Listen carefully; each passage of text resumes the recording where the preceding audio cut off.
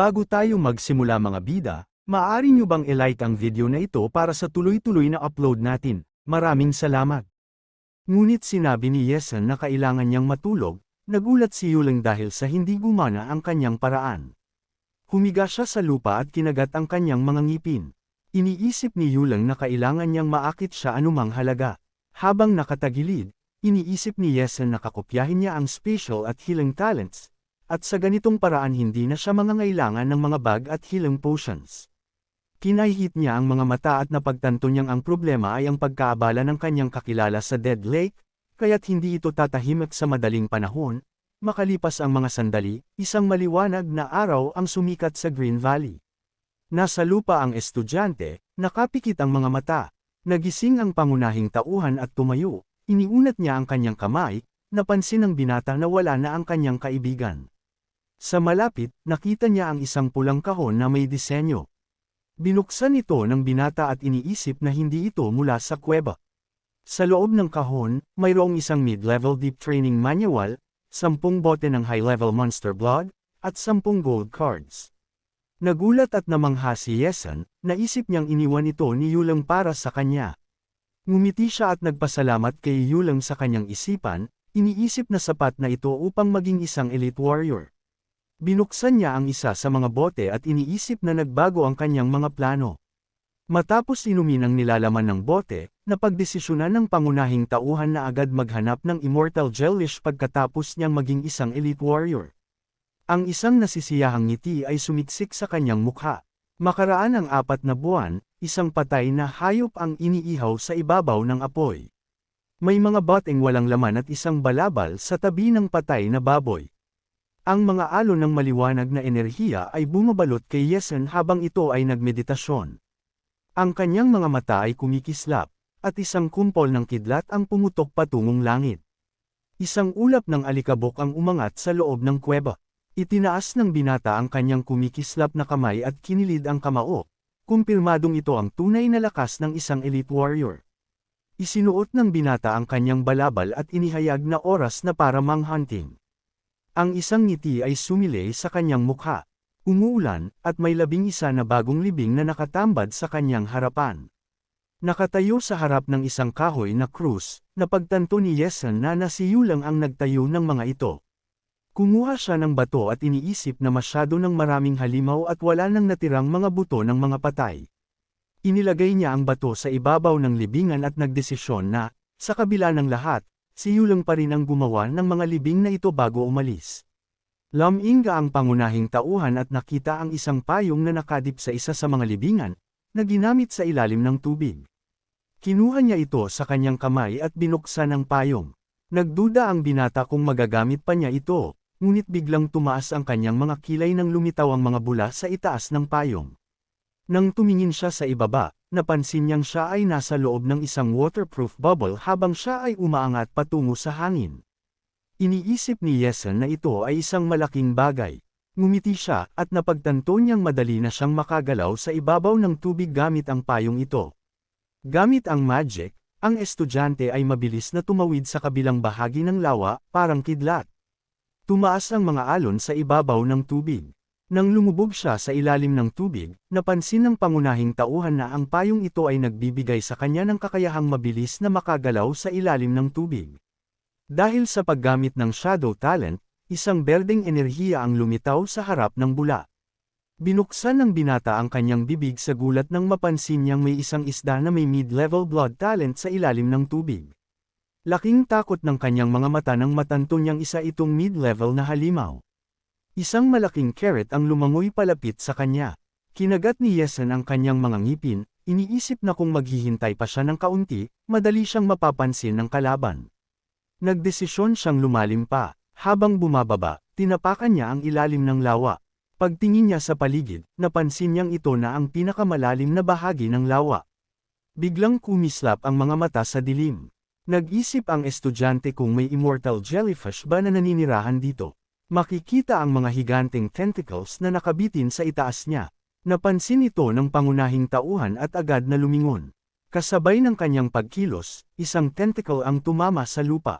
Tumalon siya upang makaiwas. Nagtanong siya kung anong klase ng bagay iyon. Laking gulat ng binata nang mapagtanto niyang nasa harap niya ang isang immortal jellyfish na may top-level restoration talent. Ang halimaw ay tumaas mula sa ilalim ng lawa, at ang tentacle nito ay patungo kay Yesen. Nagsaman ang binata ng isang dagger at sa isang malakas na swing ng blade, natanggal niya ang tentacle. Bumukas ang panga ng halimaw, tila nagagalit.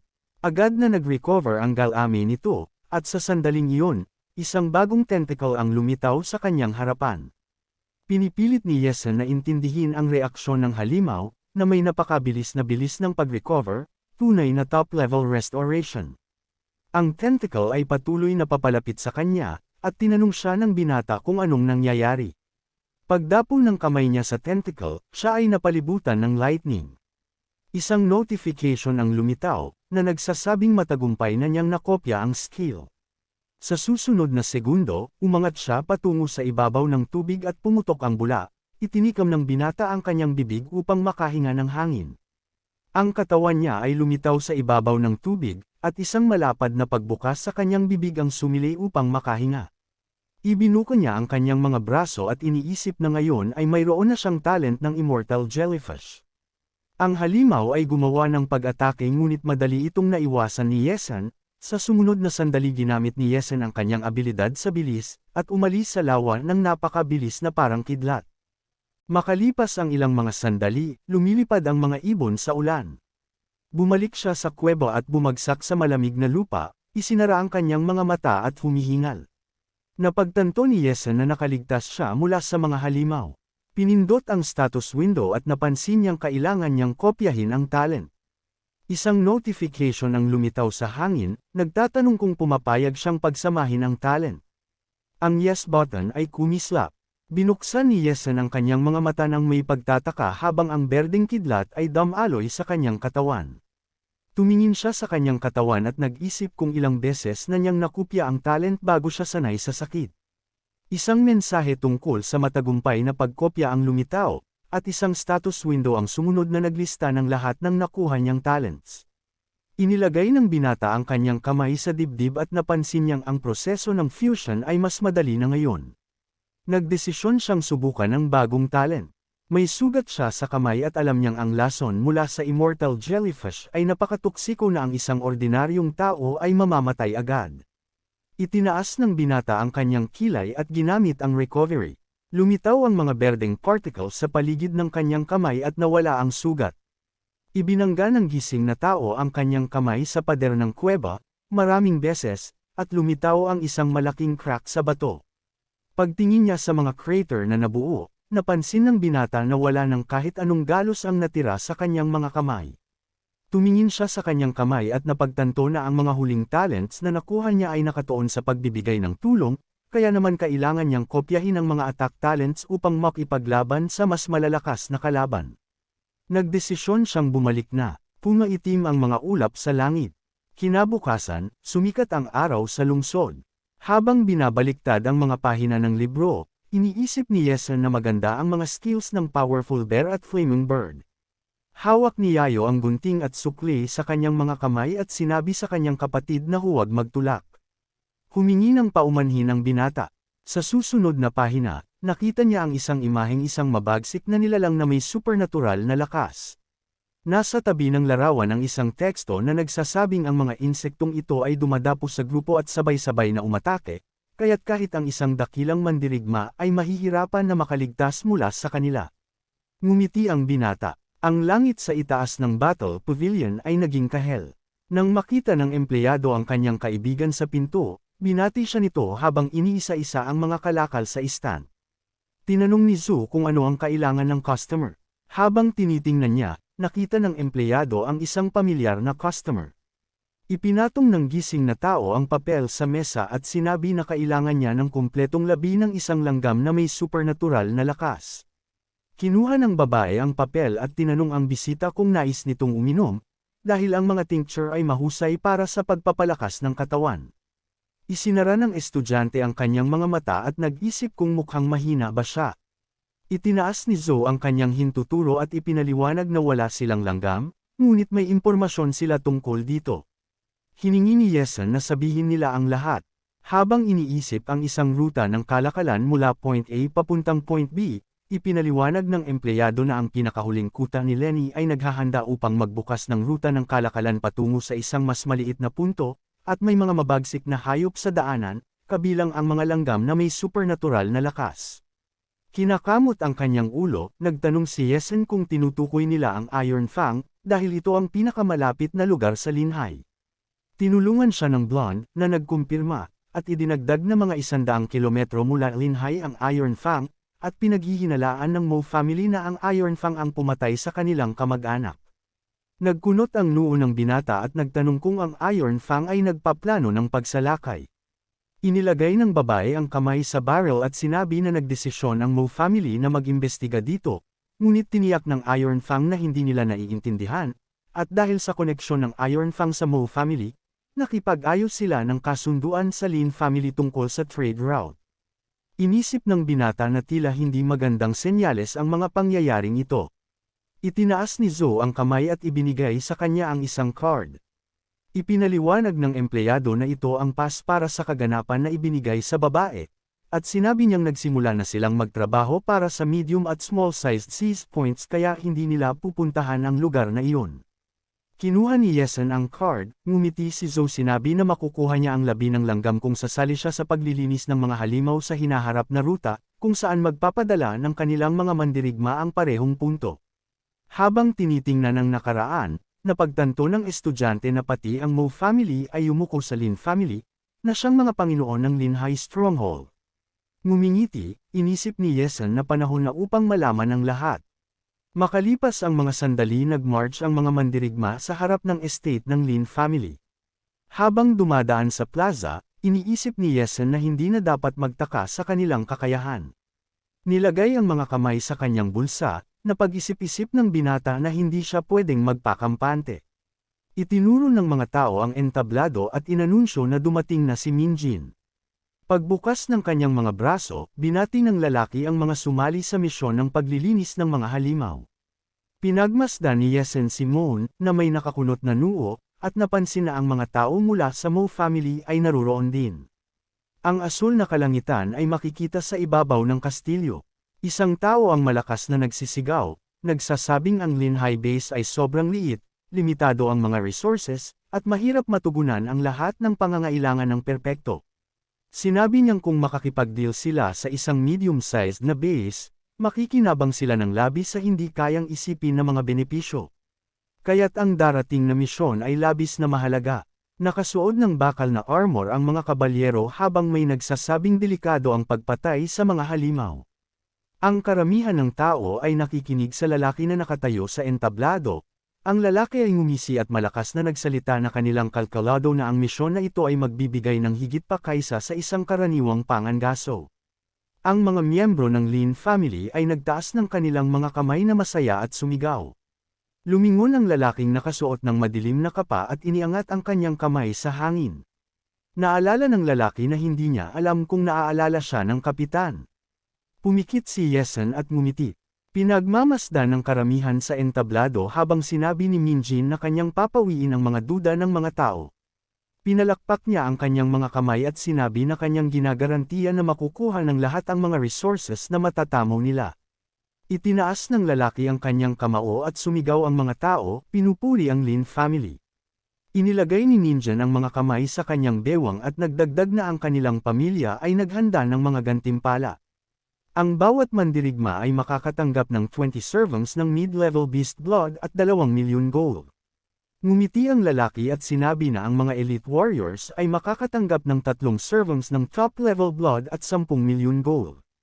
Kaya't magparehistro na ang lahat para umuwi ng mayaman. Itinaas ng mga tao ang kanilang mga kamao at nagsigawan. Ang mga mandirigma ay tumakbo patungo sa entablado at isang babae na nakapink na damit ang nag-utos sa mga testers na magtayo ng pila. Tumayo ang mga tao sa isang paikot-ikot na linya upang ilagay ang kanilang kamay sa isang bato na susukat ng kanilang lakas. Ilalagay ng blonde na lalaki ang kanyang palad sa isang malaking bato at isang maliwanag na inskripsyon ang lumitaw sa bato. Isang malakas na tinig ang sumigaw na ang disipulo sa intermediate phase ay kwalipikado. Tiningnan ng babae ang dokumento at tinawag ang susunod na kalahok. Tahimik na nakatayo ang mga mandirigma sa pila. Ibinaling ni Yesan ang kanyang ulo at inisip na tama si Yuling nang sinabi nitong walang silbi ang magtrabaho para sa kanila. Sa tabi ng babae ay nakatayo ang isang lalaking nakasuot ng itim na fur coat at iniisip ni Yesan na ito ay may kinalaman sa kanya. Nilagay ni Yesan ang kanyang ulo at napag-isip-isip na mag-a-attract siya ng hindi kinakailangang atensyon kung siya ay may tatalaga bilang isang elite warrior. Pumunta si Yesan sa isang malaking bato at iniisip na ang batong ito ang susukat ng lakas. Kung hindi niya ibibigay ang buong lakas, magiging mas mababa ang antas niya. Inilabas niya ang kanyang kamay, at isang asul na liwanag ang pumalibot sa kanya. Sinabi ni Yesan sa sarili niyang kailangan niyang kontrolin ang sarili. Isinara niya ang kanyang mga mata at inisip na kailangan niyang maabot ang antas ng Final Face Warrior. Isang fog ang bumangon sa paligid ng bato at maliwanag na mga linya ang nagsimulang lumitaw sa bato.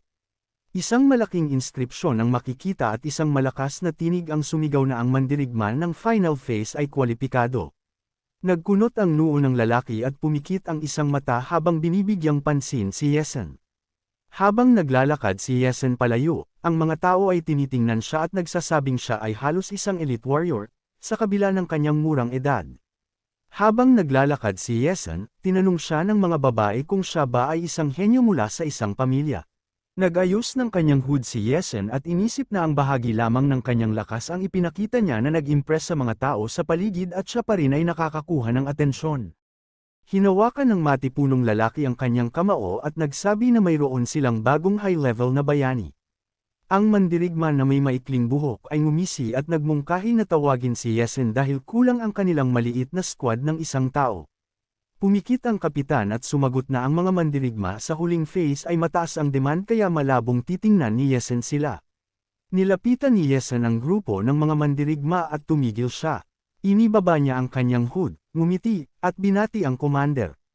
Nagulat ang kapitan at palaki ang mga mata. Ang commander ay ngumiti at itinuro si Yesan, sinabi niyang ito ang mandirigmang nagligtas sa batang babae mula sa Silver Moon Wolf. Pinalo ng commander si Yesan sa balikat at nagsabi na pagkatapos ng isang taon, umangat na siya ng ganito kalaki ang level. Sumagot si Yesan na swerte lang siya. Ngumiti siya at nagtanong kung maaari siyang sumali sa kanilang squad para sa misyon na ito. Itinaas ng Kapitan Langang ang isang daliri at sumigaw na tinanggap nila si Yesan. Nagbaw si Yesan at nagsabing umaasa siyang makakakuha ng kanilang suporta. Lumingon ang babaeng may itim na buhok at nagsabi na mas kampante siya ngayon na may isa pang huling face warrior na kasama nila. Nagpawi si Yesan at ngumiti. Ang mga nasirang gusali ng mission area ay makikita, at isang karamihan ng mga mandirigma ang dumaan sa kalsada. Sinabi ng commander na ayon sa mapa, mga low-grade na monsters lang ang naruroon. Pero upang maging ligtas, hindi nila dapat pabayaan ang kanilang depensa at magmadali. Tumakbo ang mga lobo sa kalsada. Lumingon si Yesan at sumigaw na may papalapit sa kanila ng malapit. Napalibutan sila ng mga monsters at iniutos ng kapitan sa lahat na magpakalma. Nagngangalit ang mga lobo, ipinakita ang kanilang matutulis na pangil. Lumingon ang commander at sumigaw na siya ang bahala sa harap, si Yesan sa likod, at ang iba ay susunod. Isang bilog na butas ang makikita sa matalim na talam ng espada. Ngumisi si Yesan at nagsabing siya ang bahala sa mga lobo. Nagtayo ng bilog ang mga mandirigma, hawak ang kanilang mga armas, handa sa laban. Ang mga halimaw ay nagngangalit, ang kanilang mga mata ay kumikislap ng maliwanag. Nakakunot ang ilong ng commander at sumigaw kay Yesan na magsasama sila sa pag-atake. Tumango si Yesan at sumigaw na naintindihan niya. Tumalon sila sa magkasalungat na direksyon, at ang mga lobo ay sumugod sa laban. Inatake ni Yesan ang mga monsters, at ang kanilang asul na dugo ay tumalsik sa hangin. Lumuwa ang mga mata ni Yesan nang makita niyang tumalsik ang dugo sa kanyang mukha. Tumalon siya sa lupa, pinabilis ang galaw. Nilapitan ni Yesan ang isang agresibong lobo, binuksan nito ang kanyang bibig at yumangal. Tinadyakan ni Yesan ang lobo sa tiyan, at tumilapon ang halimaw sa gilid. Tumalon si Yesan sa ere at mabilis na bumagsak, tinusok ang espada sa katawan ng halimaw. Tumayo si Yesan at tiningnan ang mga patay na lobo sa paligid. May isang tao na pumalakpak at pinuri siya. Lumapit ang commander at nagsabi na magaling, at ang mga patay na lobo ay nakahandusay sa lupa.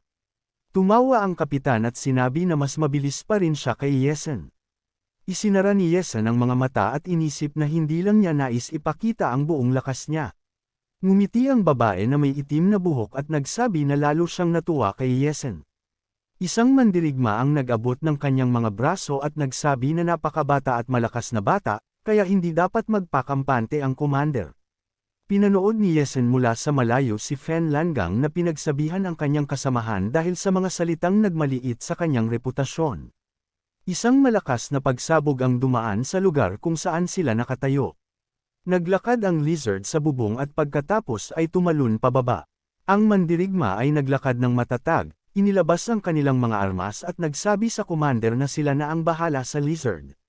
Pinag-cruise ni Fen Langang ang kanyang mga braso at nagpasya na batay sa enerhiya ng halimaw. Ito ay isang low-level na nilalang, pero kailangan pa ring mag-ingat sa apoy nito. Ang mga mandirigma ay tumalon sa ere. Tiningnan sila ni Yesen ng seryoso at nagsabi na kung kaya ba nila ito. Nakakunot ang noo ng commander at sinabi na wala itong dapat ipag-alala.